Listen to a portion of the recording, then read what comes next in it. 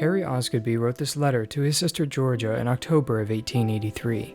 It's important to note the context that Harry is very sick and is in Colorado to ease his lungs. Harry's touchingly reassuring letter starts with Colorado Springs, Colorado, Saturday, October 20th, 1883.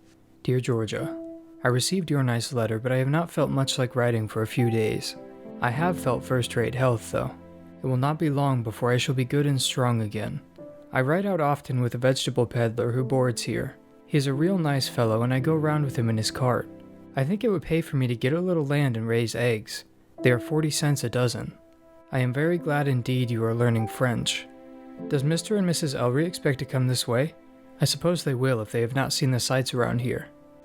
I was at Manitou Springs a few days ago.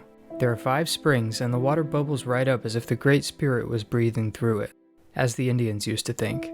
I drank some of the iron water, and it was lovely. Has Will Osborne ever called at the house? I wrote to him the other day.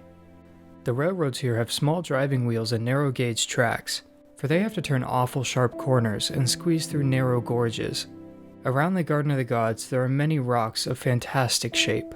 One is called the Old Grandmother, another shows a profile of an immense face, another shows the profile of a coach, horses, driver, and footman.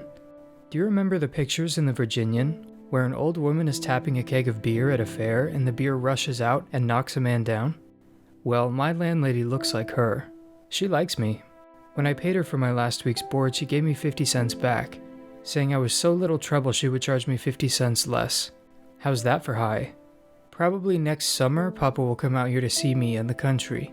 I think it would do him lots of good to stay here a couple months and take the air. How is the weather with you?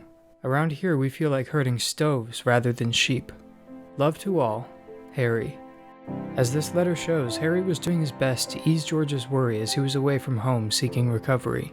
I often wonder if these adventures that he writes of actually did happen.